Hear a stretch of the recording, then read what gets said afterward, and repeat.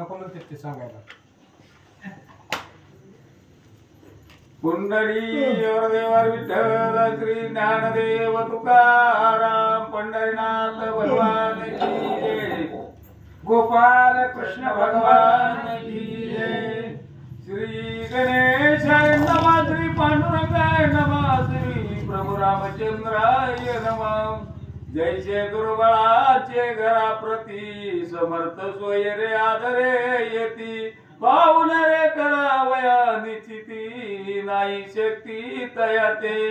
कथेचं अनुसंधान उदाहरण दिलेलं आहे पहिल्या टीव्हीमध्ये. दुर्बळाच्या गरीबाच्या घराला समर्थ येतो आणि त्या समर्थाचं स्वागत करण्याची शक्ती त्या दुर्बळाकडे नसते. त्या पद्धतीने तो माझ्या कंदामुळे आणून पुढे ठेवी प्रीती करून तैसे प्राकृत भाषेन संता पुढे ठेवी ती. उदाहरण पहिल्याच वेळेला सुंदर दिलेलं आहे. का दिलं? दुर्बळाच्या गरीबाच्या घराला राजा येतो आणि त्या राजाचं स्वागत करण्याचं सामर्थ्य त्या दुर्बळाकडे गरीबाकडे नसतं. मग तू काय करतो? वनामधली कंदमुळं फळं आणून राजाच्या पुढे ठेवतो. तसं हे प्राकृत भाषा आहे. मी काही हुशार नाही, संस्कृत आम्हाला जमत नाही.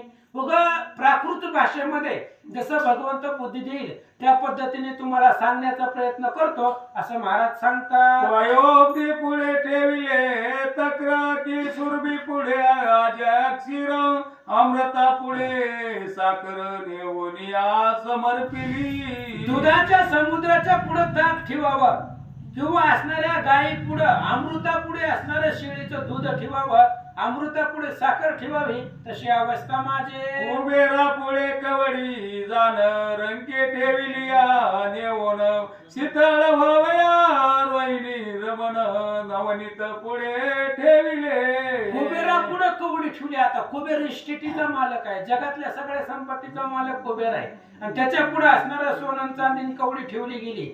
रंका पुढे नेऊन त्या ठिकाणी किंवा चंद्र आहे, चंद्राला थंडी वाजायची म्हणून थंडीचं निवारण करण्यासाठी नवनीता पुढे येऊन बसला. तशी अवस्था सांगतात.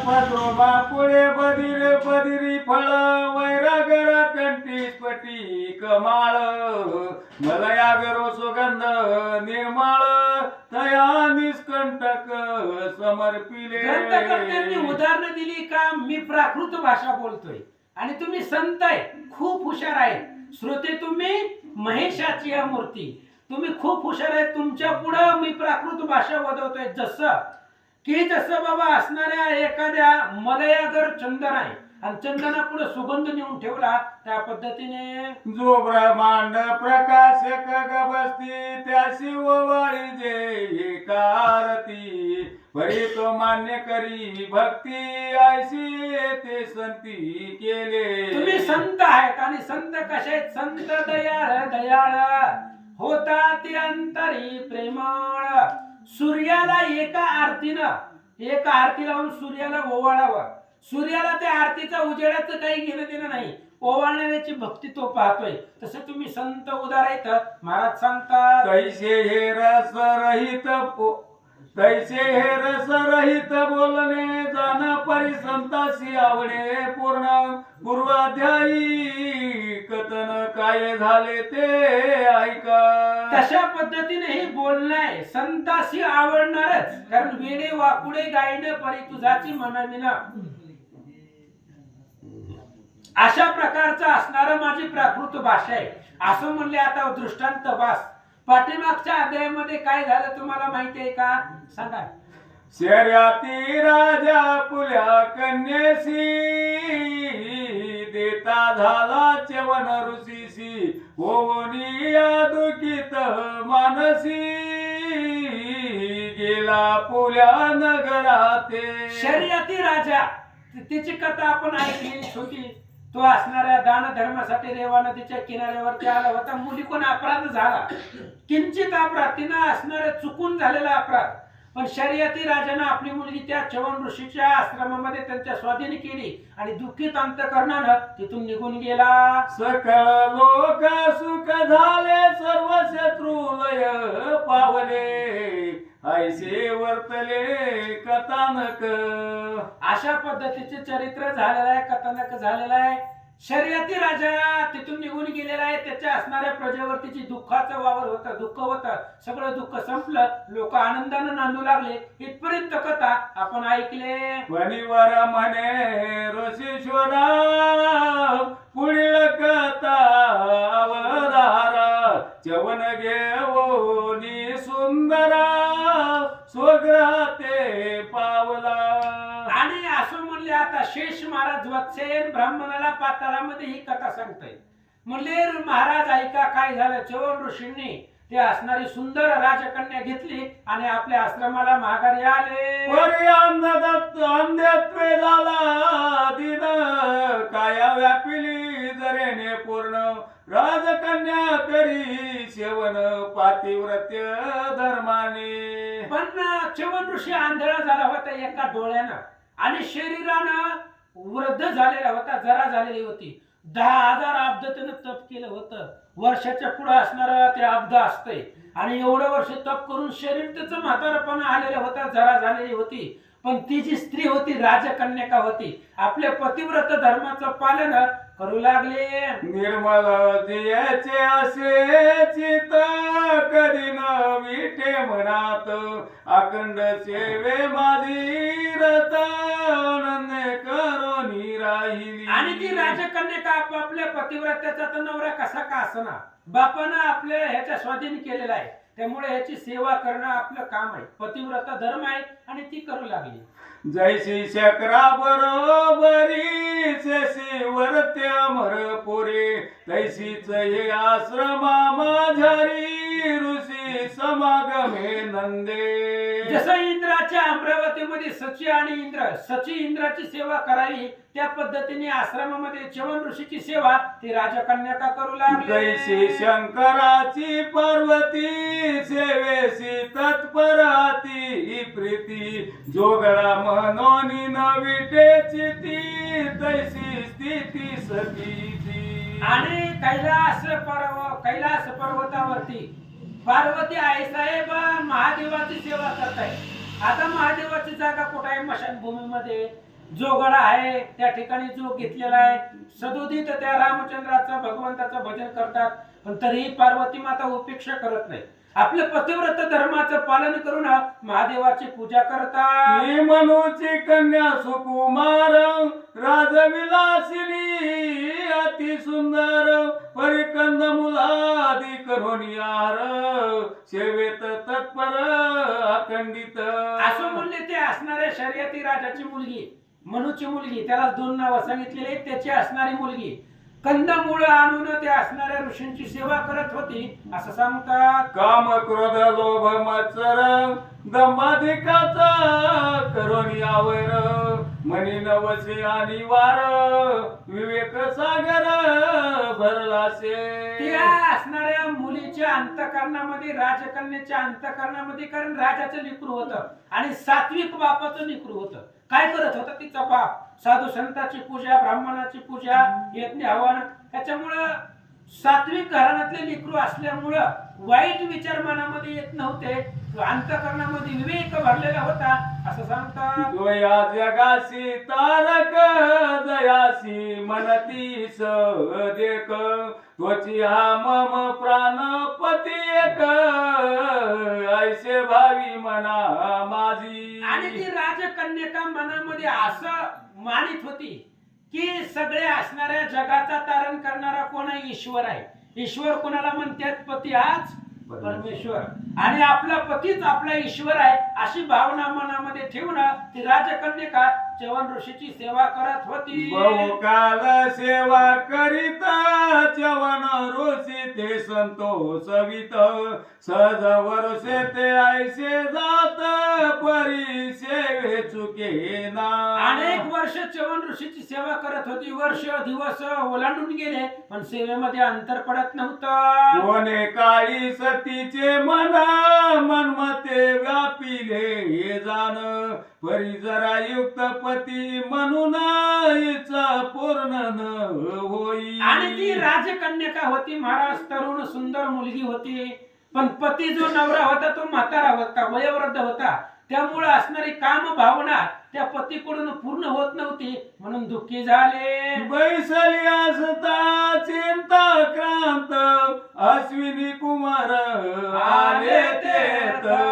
सतीचे पातिव्रते फळत वैद्यनाथ भेटले. आणि मग असे चिंताक्रांत आपल्या झोपडीमध्ये ती असणारी राजकन्यका बसलेली असताना अश्विनी कुमार त्या ठिकाणी आले. जसं रोगी आला त्या ठिकाणी डॉक्टर वैद्य मिळावा त्या पद्धतीने तिच्या दुःखाचं निवारण करण्यासाठीच ते अश्विनी कुमार तिथं प्रकट झाले. दया लागी पाहून बैसावया दिले आसन येता शक्ती दयांचे पूजन केले जाण सतीने. आणि ते असणारे अश्विनी कुमार घरला आले त्याच्यामुळे त्या सतीनं त्या राजकन्येनं त्या असणाऱ्या अश्विनी कुमारांची पाद्यपूजा केली आणि जशी शक्ती आहे जशी आपल्याला परिस्थिती आहे त्या पद्धतीने त्यांची पूजा केली. तेने संतोषले अंतरी म्हणती धन्य तू ऋषी नारी तुझे पातिव्रते पाहून ये अवसरी वर द्यावया पातलो. त्या असणाऱ्या अश्विनी कुमारांनी सांगितलं धन्य धन्य पतिव्रत आहे सत्य आहे तू आणि तुझं पातिव्रत आम्ही पाहिलं मन प्रसन्न झालं आणि तू इच्छित वरदान माग तुला वर देण्यासाठी आम्ही इथं आलो. तीच असेल तो मागवर ऐसे वदता अश्विनी कुमार संतोषोनी सतीचे अंतर मागे वर तो ऐका. अश्विनी कुमारांनी सांगितलं हे बघ तुझ्या पतिव्रतावरती पतिव्रताच्या सतीत्वावरती आम्ही प्रसन्न झालेलो आहे. काय इच्छित वरदान असेल ते माग तुला वर देण्यासाठीच आम्ही इथं आलेलो आहे. असं ऐकल्याबरोबर ती सती राजकन्यका काय मागते. सती म्हणे तया लागून तुम्ही झाला जरी प्रसन्न तरी मम पतीचे नेत्र देव जरे पासून मुक्त करा. आणि ते असणाऱ्या पतिव्रतेनं सतीनं राजकन्येकडे मागितलं अश्विनी कुमारांना जर तुम्ही माझ्यावरती प्रसन्न झाला तर माझा नवरा एका डोळ्यानं आंधळा आहे मीच केलेला आहे माहित नव्हतं लहानपणी. आणि ती असणारा जो आंधळा नवरा आहे त्याला डोळं द्या आणि जी काही जरा झालेली म्हातारपण झालेला आहे ते सगळं घालवा आणि तारुण्य माझ्या पतीला अर्पण करा. ऐसे भाषण ऐकता मनते पतिव्रते ऐके आता तू मनुची सुकन्या तत्वता तरी आमची प्रार्थना एक असे. आणि त्यावेळेस त्या अश्विनी कुमारांनी सांगितलं तू मनु राजाची मुलगी आहे म्हणून आमची पण एक प्रार्थना आहे आमची बी एक विनंती आहे.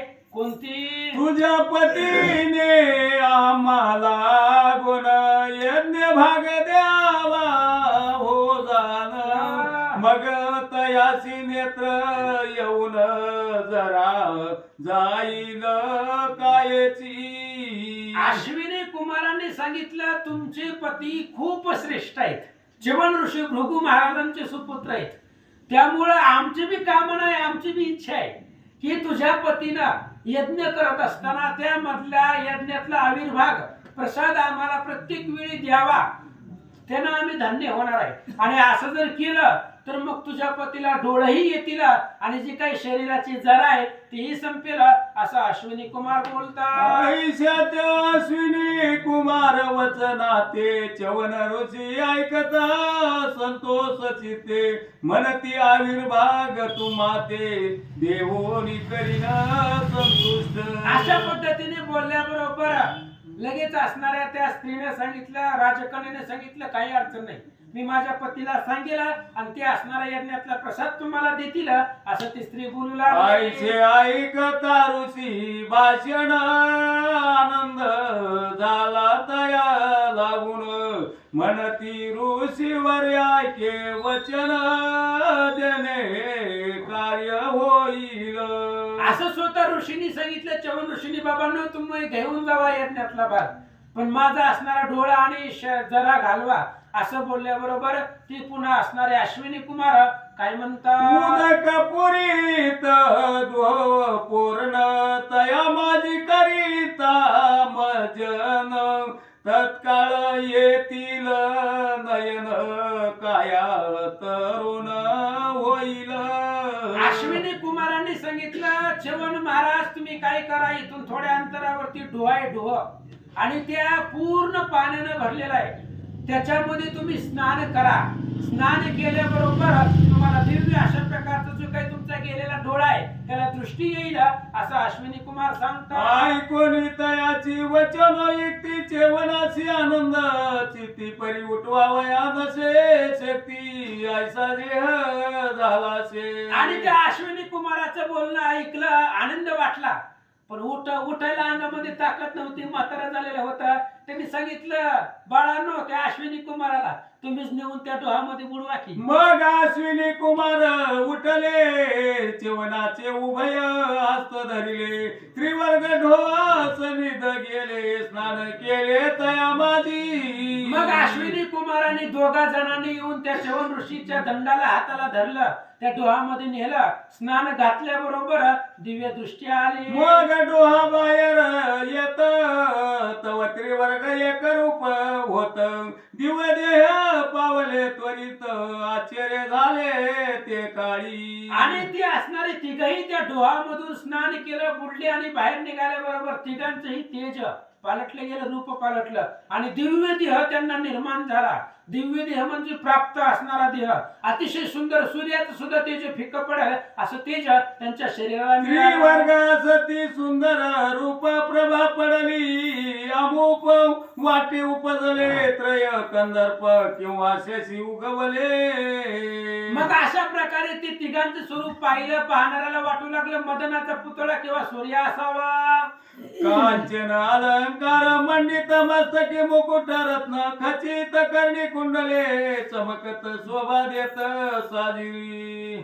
उत्तम वस्त्रे करोनी जाण तनु दिसती शोभायमान, आईशा त्रिवर्गा ते पावन सती चकित झाली. अशा प्रकारचे तिघे जण कोण? ही अश्विनी कुमार आणि च्यवन महाराज त्या डोहामध्ये प्रवेश केल्याबरोबर, बुडल्याबरोबर दिव्य देह त्यांना प्राप्त झाला, आणि या सतीनं म्हणजे च्यवन ऋषीच्या पत्नीनं पाहिलं, आनंद वाटला. कैसा ओळखावा भरतार, त्रिवर्गा माझी नसे अंतर, कोणासी म्हणावे ऋषीश्वर, आयशा भ्रमी पडियेली. आणि ती सती पतिव्रता विचार करू लागले, आता नवरा कोणाला म्हणायचं, तिघ एकसारखे दिसायला लागले, तेजस्वी दिसायला लागले. मग या तिघांमधला आपला ओरिजिनल पती कोण आहे हे तिला ओळखूच येत नव्हतं. काय करते? जैसे अनुस एक रही जान ब्रह्मा विष्णू रुद्र आपण, करावया सत्व हरण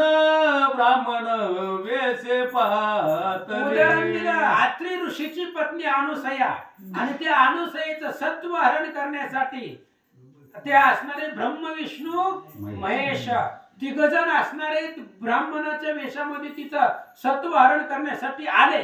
पण ते न होता सत्व हरण प्राप्त झाले बाळपण, जैसे स्त्रियासी नवय होय ओळखन, तेनी भ्रमी पडिल्या. आणि त्या पद्धतीने अशा प्रकारे ते सत्व हरण झालं नाही अनुसयेचं. मग त्यांनी काय मागितलं होतं त्या ब्राह्मणानं, की नग्न होऊन मला स्नान घाला आम्हाला. मग त्या अनुसयेनं बाळ केली तिघी, आणि बाळ केल्यानंतर ना मग पुन्हा सत्व हरण झालं नाही. पण ती असणारी बाळ पुन्हा आपापल्या बायकाला सुद्धा ओळखू येईना ती कोण कुठला आहे, तशी अवस्था या सतीची झालेली आहे. त्या तिघा म्हणला नवरा कोण आहे तिला ओळखू येत नव्हतं. अनुसये लागून येता दिन वदन शरण, कमंडूल स्थित उदक सिंचून पूर्वरूपी पै केले. मग ही तिघी जण कोण? लक्ष्मी, पार्वती आणि सावित्री तिघजण त्या ठिकाणी काकुलतीने आले अनुसयेला, आणि अनुसयेला सांगितलं, पती निर्मुक्त करी माये, आमचे असणारे पती जी काही बाळ तुम्ही केलेले त्यांना त्या ठिकाणी निर्मुक्त करा. मग अत्रि ऋषीच्या कमंडूल मधलं जल घेतलं, त्यांच्यावरती शिंपडलं. मग कैसे झाले च्यवन पत्नीसी विचार, न सुचे मानसी मग प्रार्थिले अश्विनी कुमारासी पती वळकी कारणे. आणि तशा पद्धतीची अवस्था झालेली आहे. थोडं राहिले आणि झाल्यानंतर ना मग 40 राहिले. श्री गणेशाय नमः. ओम नमो शिवाय नमः. श्री प्रभु रामचंद्राय नमः. अश्विनी कुमार दया घन सती सदा विती भरतारा लागून आपण विमानी बैसून अमरपुरीशी पै गेले. आणि मग अश्विनी कुमार ते दयाघन होते आणि ती असणारे कृपाळू होते. त्यामुळे सतीला त्या राजकन्येला तिचा तिचा नवरा म्हणजे च्यवन महाराज दाखवले. आपण स्वतः विमानामध्ये बसले स्वर्गाला गेले. मग कांतेची म्हणती जेवण आज तुझी भक्ती पाहून आणि सेवा समाधाने करून भाऊ आनंद पावलो. आणि मग त्यावेळेस त्या पत्नीला कांतेला च्यवन ऋषी सांगू लागले, म्हणले तुझ्या सेवा सामर्थ्यानं आज मी त्या ठिकाणी धन्य झालेलो आहे. आज मला डोळे आले, माझी जरा गेली, हे तुझं सेवा सामर्थ्याचं बळ आहे. महाराज बोलतात, आज बहुकाळ पर्यंत वांत कर्ण दुःखित आता मन उत्साहे सुखात निमग्न राही मज संगे. आणि ऋषींनी सांगितलं आजपर्यंत अनेक दिवस तुझं अंतकरण दुःखित होतं. कुणाला सांगू शकल नाही, बोलू शकली नाही, पण अंतकरण दुःखित होतं, मला माहिती होतं. पण आता तसं नाही. तुझ्या सगळ्या इच्छा माझ्या संगतीनं पूर्ण होतील.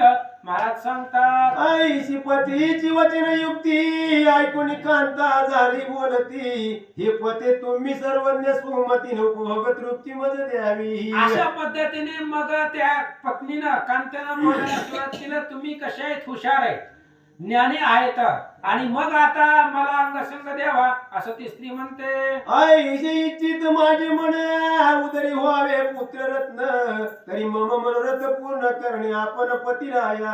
त्या स्त्रीने सांगितलं, म्हणले आता लग्न होऊन अनेक दिवस झालेले आहे, त्यामुळे मला पुत्र संतान पाहिजे आणि तुमच्याकडून होईल असं ती स्त्री सांगू लागले. सुमती म्हणे शत्रुघ्न लागून कोणी कांतेचे वचन तो ऋषीश्वर दया घन क्रीडा स्थान सिद्ध करी. मग ही कथा सुमती नावाचा प्रधान शत्रुघ्नाला सांगत होता. का सांगत होता की तिथले असणारं वातावरण पाहिलं होतं आणि सगळे जे काही पक्षी पशु होते सगळे निर्वय राहत होते. मग शत्रुघ्नाने विचारलं, ही तो कोण तपस्वी आहे? त्याने सांगितलं च्यवन ऋषी आहे. मग त्या च्यवन ऋषीची कथा सांग. मग ही सगळे सुमती प्रधानानं सांगितली होती. मग असं त्या पत्नीने सांगितल्याबरोबर दोघं आनंद वनामध्ये गेले. तप सामर्थ्य पूर्ण योग मायेशी प्रार्थून विमान करविले उत्पन्न जेणे मनोरथ पुरतील मग की. च्यवन ऋषी अतिशय सामर्थ्यवान होतं. किती वर्ष त्यांनी तप केलं होतं. वारुळ अंगावरती निर्माण झालं होतं.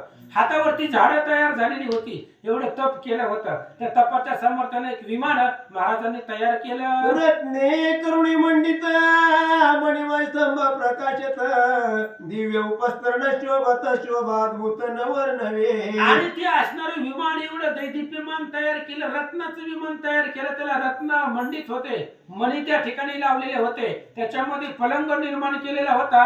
असं सामर्थ्य तपानं तयार केलं. नाना प्रकारे करुण ध्वज पताका शोभती झाड विदुलतेने प्रकाश गगन तैशी खनोखनी शोभा दिसे. आणि नाना प्रकाराने त्या विमानावरती ध्वज होता, पताका होता, आणि खण म्हणजे त्या असणाऱ्या विमानामध्ये अनेक प्रकारचे खण होते आणि आकाशामध्ये फिरेलं असं सुंदर विमान महाराजांनी बनवलं. नाना जाती सुमन मालिका ठाई ठाई गुंतविल्या देखा सुवास चालला चतुर्दश लोकाश चिवर सुख इच्छित असे. आणि त्या असणाऱ्या विमानामध्ये नाना जातीची फुलं होती. सगळ्या जातीची वेगवेगळी फुलं होती आणि त्याचा सुगंध सुटलेला होता. इंद्राला सुद्धा त्या विमानामध्ये बसावं अशी इच्छा झालेली होती असं सांगतात. मंद मंद सुवास येत जे मनमत उद्भवत पितांबर शाल समवेत नाना वस्त्र सिद्ध येथे. आणि मग हळूहळू त्या असणारा नाकापुटीला त्याचा सुवास येत होता त्या फुलांचा. तिथं मदन त्या ठिकाणी निर्माण व्हावा अशा प्रकारचं सुंदर वातावरण त्यांनी केलेलं होतं. पितांबर शाल समवेत शोभिवंत दिसू लागले. आईचे उत्पन्न झाले विमान अनेक मजले तया लागून रत्नदीप शोभायमान खनोखनी उजळले की. अशा प्रकारचं तपाच्या तेजानं च्यवन महाराजांनी ते विमान निर्माण केलं, तयार केलं.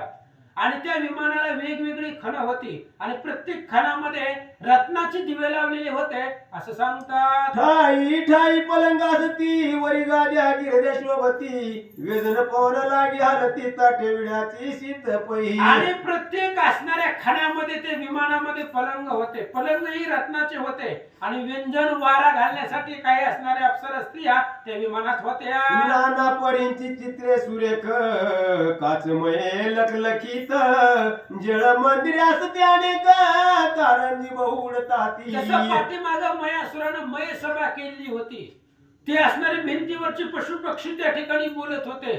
तशा पद्धतीचं ते विमानामध्ये मायावी सगळं असणाऱ्या ऋषींनी तयार केलेलं होतं. स्नान संदेश अनेक स्थाने जागोजागी शोभायमाने पुष्करिणी भरल्या उदकाने ठाई ठाई ते शोभताती. विमान एवढं मोठं होतं. त्या विमानामध्ये सरोवर, वेगवेगळे स्नान करण्यासाठी तीर्थ, सगळंच त्या विमानामध्ये एकत्र महाराजांनी तयार केलं. उदक जैसे भागीरथी प्राशन करिता पावन होती अमृत सरिता वाटेची ती माया गती आघादती. आघात अशा प्रकारची ऋषींची माया होती. एवढा आघात सामर्थ्य कशामुळे तर तपानं मिळालेलं होतं.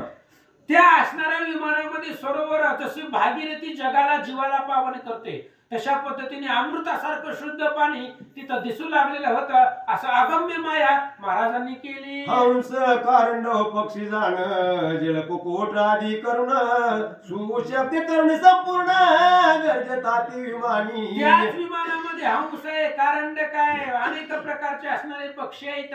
त्या सरोवरामध्ये येऊन स्नान करतायत, तिथं असणारे ओरडतायत.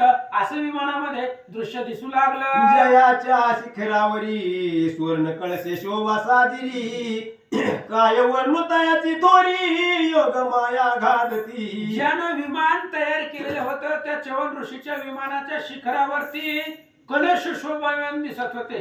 ग्रंथकर्ते दत्तदास सांगतात त्या विमानाचं वर्णन काय करावं, आगाध माया त्या चवन ऋषीची होती असं सांगतात. आयसे विमान झाल्यावरी चेवन स्त्रियेसी आज्ञा करी डोही जाऊन तू सुंदरी स्नान करिता योग्य होसी. आणि त्यावेळेस ते असणाऱ्या अशा प्रकारचं मायावी विमान सगळं तयार केल्याबरोबर चवन ऋषींनी आपल्या पत्नीला सांगितलं डोहामध्ये जाऊन स्नान कर असं सांगतात. मग चढावे विमानी ऐशी आज्ञा ऐकून श्रवणी कचभार केश मोकळा सोडून डोहा लागी चालली. आणि त्या ऋषींनी सांगितलं, चवन ऋषींनी या विमानामध्ये येण्याआधी, प्रवेश करण्याआधी ज्या डोहामध्ये मी स्नान केलं त्याच डोहामध्ये तू स्नान कर, पुण्य पावन होशील, मग विमानामध्ये बस. जळा माझी प्रवेशून जव बुडी मारी आपण तव ते माया विंदान आघात दृष्टीस पडिले. आणि त्या पाण्यामध्ये डोहामध्ये नवऱ्याच्या पतीच्या सांगण्यावरनं त्या स्त्रीने प्रवेश केला, उडी मारली. त्या पाण्यामध्ये तिला एक दृश्य दिसलं. कसं? सहस्र स्त्रिया अति सुंदर तरुण रूप मनोहर आयशा तरुण तर उभ्या ठाकिल्या त्या काळी. आणि त्या पाण्यामध्ये डोहामध्ये तिनं प्रवेश केल्याबरोबर तिची सेवा करण्यासाठी हजारो स्त्रिया हात जोडून उभ्या होत्या आणि सेवेसाठी आज्ञा मागत होत्या. असं दृश्य पाण्यात तिला दिसलं. सुकन्येसी नमन करून म्हणती आज्ञा करावी आपण आम्ही तव दासी जाण सेवी लागी पातलो की. आणि त्या चवन ऋषीच्या पत्नीला पाण्यामध्ये हात जोडून त्या हजारो स्त्रिया दासी का बोलताय, फक्त आज्ञा करा, आम्ही तुमच्या दासी आहोत, सेवांकित आहोत, काय इच्छा असेल ते मागा असं त्या स्त्रिया बोलतात. मग सुगंधिक द्रव्य आणून अंगाशे केले मर्दन तैसी घालून मांगलिक स्नान सुखी केले त्यावेळी. आणि ते असणाऱ्या ऋषीची पत्नी त्या डोहामध्ये प्रवेश केल्याबरोबर हजारो स्त्रिया सेवेसाठी होत्या. सुगंधित असणाऱ्या त्या ठिकाणी चंदन आणलं, त्याच्या अंगाला त्या ठिकाणी असणारं मर्दन केलं आणि त्या स्त्रियांनी सुखी केलं. उन्हाने झाली आवरी नेसविली शाल भरजरी कंचुकी देवऊनी अंगावरी अलंकार सर्व घातले. स्नान झाल्यानंतर ना साडी वगैरे त्या असणाऱ्या स्त्रीला परिधान केले. दिव्य अशा प्रकारचे वस्त्र अलंकारानं त्या ऋषी पत्नीला सजवलं. कुंकुम लावी भाळी अंजन रेखिले नेत्र कमळी तेने शोभली ती बाळी शचीहून आगळी पै. मग कपाळाला कुंकुम लावलं, भांग पाडला गेला, केस विंचरले गेले. इंद्रदेवाची पत्नी असावी त्यापेक्षा सुंदर हे दिसू लागले. मग हाती आरसा घेऊन सुकन्या पाया फुले वदन तो अति शोभायमान कांती असे साजिरी. मग तिनं हातात हातामध्ये आरसा घेतला, दर्पण त्यालाच म्हणतात, ते आरसा घेतला, पाहिला आपला चेहरा, अतिशय सुंदर ती सुकन्या राजकुमारी दिसू लागले. जैसा इंदू प्रकाशमान तैसे दिसे तिचे वदन, अलंकार नक्षत्री करुण वेष्टीत पूर्ण शोभला. जसा आकाशामध्ये चंद्र दिसावा, चंद्र वदना, चंद्रासारखा तिचा मुखचंद्र दिसू लागले. सगळे अलंकार अंगावरती घातलेले होते, म्हणून आपलं स्वरूप तिला सुंदर वाटू लागलं. दश दिशा उजळल्या पाही, विदुलते समठाई ठाई, चमकती आभरणी देही, मुख तेज करुणिया. तिच्या अंगाचा उजेड पडलेला होता आणि त्या असणाऱ्या दश दिशा त्या उजेडाने व्यापून दिसत होत्या. जर बोलायला लागली तर दाताच्या उजेडानं वीज चमकावी, त्या पद्धतीने दाताचा प्रकाश बाहेर पडत होता, असं वर्णन करतात. आईसे आपुले रूप पाहता, आनंद वाटला सुकन्येच्या चित्ता, मग आदर्श ठेवून खालता सख्या खडे अवलोकी. अशा पद्धतीने तिला सुख वाटलं, आपलं एवढं सुंदर आरशामध्ये स्वरूप तिनं पाहिलं गेलं. मग आरसा खाली ठेवला आणि ज्या पाण्यामधल्या दासी होत्या त्यांना काय म्हणते, मग षड्रसान्य युक्त जाण, ताट आणि वाढून, राजवाळी करी भोजन, नानाविध पक्वान्य. आणि त्या असणाऱ्या सतीनं, ऋषवन ऋषीच्या पत्नीनं त्या दासींकडे पाहिलं.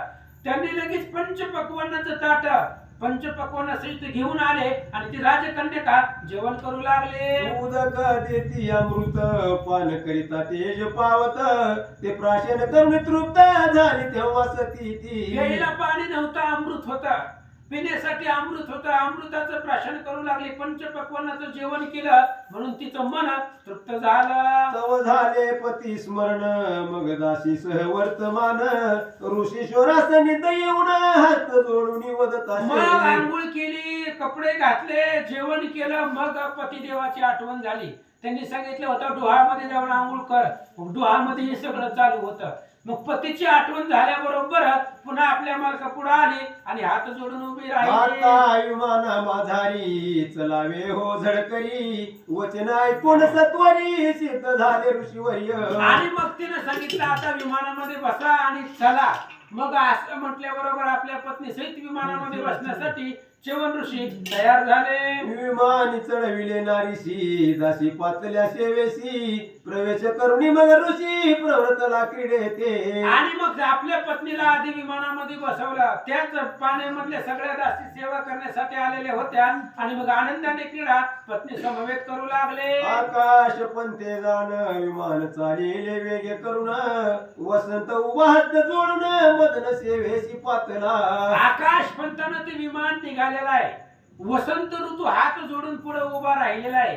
विमानामध्ये अनेक दासी त्यांच्या सेवा करण्यासाठी आलेले आहे आणि साक्षात मदन त्यांच्या सेवेसाठी विमानामध्ये आला. गगनी तारांगणी वेष्टीत, जैसा चंद्रमा शोभत, तैसा सकळ दासी समवेत, ऋषीवर्य शोभला की. आकाशामध्ये तारांगण सहित चंद्र असावा, त्या पद्धतीने सगळ्या असणाऱ्या विमानामध्ये दासी सहित स्त्रियांसहित ऋषी महाराज शोभून दिसू लागले. वैकुंठी शोभे श्रीधर, अथवा कैलाशी शंकर, अमरपुरी माझी सचिवर, तैसा मुनी शोभला. वैकुंठामध्ये भगवान श्री विष्णू, कैलास पर्वतावरती महादेव किंवा अमरावतीमध्ये इंद्र दिसावा, तसे विमानामध्ये च्यवन महाराज दिसू लागले. जी जी इच्छा धरी मनात, ती ती ते ते पूर्ण होत, जैसा कल्पवृक्ष पुरवित, तैसे विमान पुरवी. आणि विमान ते मायावी केलेले होतं, त्यामुळे जे जे इच्छा असेल ते विमान पुरवू लागलं. असे सगळे इच्छा विमानानं पूर्ण केल्या. अष्ट लोकपाळांचे स्थान, कुळातील गुहे माझी जाण, तेथे जाऊन ते विमान सुख देत ऋषीवर्या.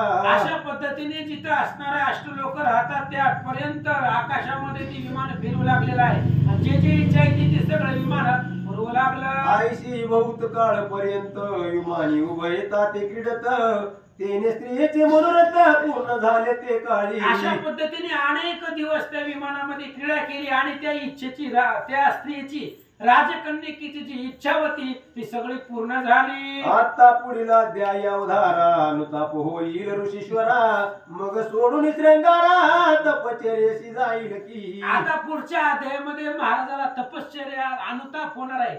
आपण कोण आहेत? ब्रह्मदेवाच्या कुळातले आहेत, भृगु ऋषीची सुपुत्र आहे आणि आपण काय करायला आयाचा अनुताप महाराजांना होईल आणि पुन्हा तप करण्यासाठी च्यवन ऋषी निघून जातील. ती कथा विस्तारे करून उदवी गुरु दया घन त्यांच्या चरणी होऊन लीन दत्तदास मुनीच.